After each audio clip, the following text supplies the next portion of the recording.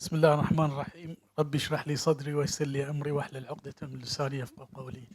Dear professors, ladies and gentlemen, distinguished guests, welcome to my speech. I would like to share our experience in this research which we are conducting and a lot of people around the world are conducting.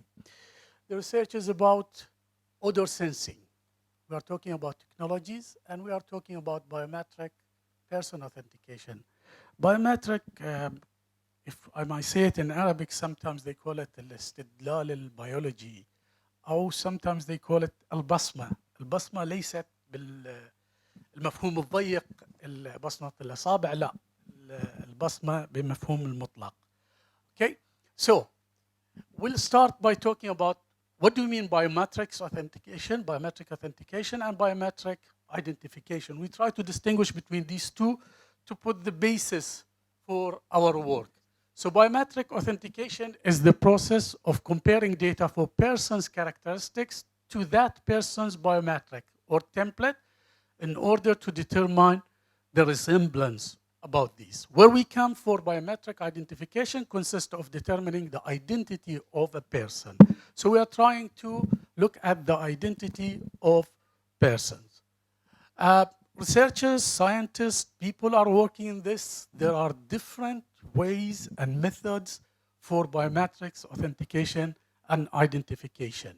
We're going to go through these quickly, but we'll be focusing on the others, which is the aim of our work or our research. One of the oldest way of verification or identification is the traditional way, which we call it the fingerprint. It is very simple. Okay, you give your fingerprint, there will be some analysis, and through the database, we identify the person through this type of verification. So this is the oldest way, and a lot of people still, they use this. Sometimes it can be faked. A lot of people, they use different things to fake this, but it is very effective and it is there. Another method we use is the iris. The iris recognition method, similarly, we acquisition of the iris, some segmentation happens, normalization, encoding goes to the database. We can distinguish or identify a person using this methodology. We use this in airports and in ports around the country. A lot of people still, they use this, and it is very effective. We used to have a big problem about this, by the way. A lot of people who have criminal records, we used to mainly look at their passports. They go to their country, they change the passport, they change the name, but when they come to the airport, we can identify them easily using the iris method. Another method is the facial scanning. It is one of the new technologies which we use nowadays. We can recognize people by capturing their facial, some extracting data, comparing it, and matching. We can identify the person. Okay. Another method is the hand geometry. And instead, not only the fingers for fingerprint, the entire hand geometry, we can use it to identify people. Another method is the voice biometry. We can recognize people. Subhanallah, God has created a human being with very unique, every individual has a lot of unique features where we can identify people. Okay? Another method is the normal key dynamic where you put your username and password. We can identify or look at people. Another way is through signatures and handwriting. We can identify people and we can distinguish them. And vein matching is an important thing which has been used recently. The network of vein just below the surface of your skin exhibits unique variations, and it can be used to detect people. Okay? And the way you walk is unique for every individual, and it is used for identifying people as well. Now what we are trying to do here, we are trying to explore some new ways. In the Holy Quran, Allah subhanahu wa ta'ala says in Surah Yousif, أعوذ بالله من الشيطان الرجيم ولما فصلت العير قال أبوهم إني لأجد ريح يوسف لولا أن تفندون. لولا أن تفندون. And this can be translated, and as the caravan set out from Egypt, their father said, Jacob, in Canaan, indeed I smell the fragrance of Joseph. I say so, although you may think that I am doting. Some scholars say that Prophet Jacob has smelled Yousif from a distance of 8 days. Well, this 8 days, during that time, the means of transportation they've been using, either it's a camel or walking, whatever it is. But it is from a long distance. With the will of Allah subhanahu wa ta'ala, Prophet Jacob has smelled Prophet Joseph in that. We are taking this, okay? We are taking this as a basis of our research. The question is, can we transmit smell from one place to another place? Can we use this smell as a basis of identifying people? Okay, so this is the base of our research. If we look at the odor or the smell, odor, which refers to smell, can be utilized as a marker to identify certain problem or source of interest, such as air pollution. We have succeeded in that, and we are using it a lot. We can use it for environmental contamination, disease diagnosis. Our aim here is for human identification, not only in a crime, in general. So this is what we are trying to do in this research. If we go and do analysis, scientists showed that odor consists of volatile organic compounds. We call it the VOCs. These VOCs are between 30 and 300 grams per mole in the human body. There are hundreds of VOCs in a human odor. There are hundreds of VOCs in a human odor. But up to this moment, there are no reports regarding human odor VOC concentration in warm current around the human body. But if you go close enough, by using your normal sense of smell, you can identify different types of odors. I'm not talking about, excuse my language, I'm not talking about those people who you can say they are stink or they have smells. No. I'm talking about the normal VOCs around the human. So what we are aiming here to ask this question, can we measure the odor or sniff it of a human body, transmit it, and recognize it at the end? To say, for example, this X person has passed in this way. If a crime happened, or can I use it as any sort of authentication and identification?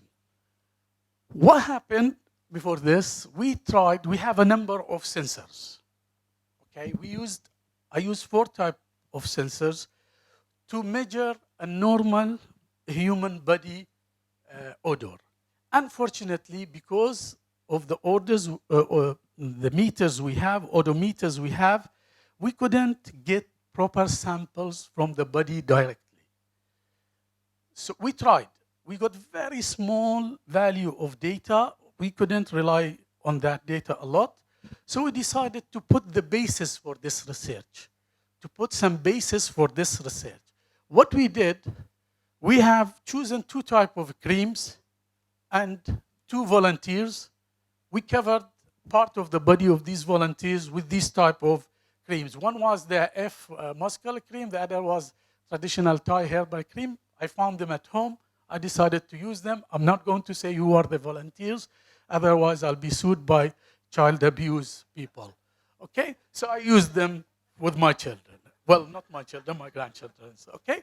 So what we did, we used one of the odometer which we had, the OMX, which was the best one to collect these odors. We managed to collect odors. We collect 5 samples of each. So we have taken the muscle cream for 5 samples. 5 different minutes. Each minute, 1 sample, just to see, can we measure it or not? We succeeded in measuring it. We have done the analysis. We find in the analysis, this is for sample 1, for example. Sometimes when you are close or when you go far, it decreases and comes in a very good shape. The density of it was identified, the odor, by 64.5 to 65.5. So this is the part which we have used in our research. The idea was to see if these meters are, or odometers are, collecting the sample properly or not. Then we look at it from another dimensional for the same sample, okay, where we had the time, we had the odor ID, and we had the odor strength. We find, again, the concentration is in the same place. So this is the dense where we find, and eventually we thought that, okay, this meter is measuring the odor in a good way, so we can rely on it somehow. Or we can put the basis for our research where we can continue and see if in the future we can have more sensitive meters, or odometers, we can directly measure the odor of the body. So this is sample number 2. Again, in sample number 2, when we did the analysis, we found that we have 2 samples. The more, or the most one which we relied on it, okay, was the 64.5 till 65.5, which was the previous sample. How this happened? This happens when the person comes close to the meter and goes a little bit back and then comes again closer to the meter. Similarly, we look at it into another dimension. We find, yes, there are some significant data where we can rely on this data. We went for sample 3. Sample 3, we started from a long distance, and we started approaching the meter little by little till we got somehow a good result which is comparable to the other 2 samples. So most of the time, oops, what happened? Okay. So we'll start with this slide. What we did, we have taken all the 5 samples and we tried to compare them. We find a big similarity. Okay, we found a big similarity, except here is a little bit of difference, but it is not that significant for this research. So at the end, we concluded that, yes, we can identify this type of cream when it is in the body of the person, and we can say this person has passed in this place or came closer to our meter. So there are big similarities, something which is encouraging to put the basis for this research in the future. Similarly, we did with person number 2, which we covered them by the other type of the cream using the same odometer, and we found that there are differences between the one which we used in the previous experiment and the one we used in this experiment. The result was, yes, for example, here it is 70.5 to 71.5, which indicates that this odometer which we are using is distinguishing between these 2 odors. Distinguishing between these 2 odors. Similarly, for sample 2, sample 3, sample 4, we found a good comparison can take place, and we can distinguish between these 2 odors. So the basic design of this idea is we have body odor, we have some chemical sensors. We feed these chemical sensors to neural networks so we can identify the person or identify the odor which we are using. This experiment is in the early stages. A lot of people working in it. There are reports that 1 or 2 has succeeded somehow to identify people. I don't know how sensitive their odometer is or their sensors are. So, but they succeeded. In 1 or 2 cases, they succeeded and they have a very good result. In our case, we are putting the basis for these. We managed, actually, we are waiting for people to work on this. Computer engineering, sometimes they work on this. Industries nowadays working this. So if we have a good and sensitive sensors, we can rely on them a lot to collect the samples and feed them to neural networks so we can identify the people. Last thing I want to say, we have published a book in this. This is the book which we have published, and they have selected this book to be noted as IGBI Global Core Reference for Engineering 2019. It was very encouraging for us. And thank you very much. So I've finished. So if there's any question, I'll be happy to answer any question.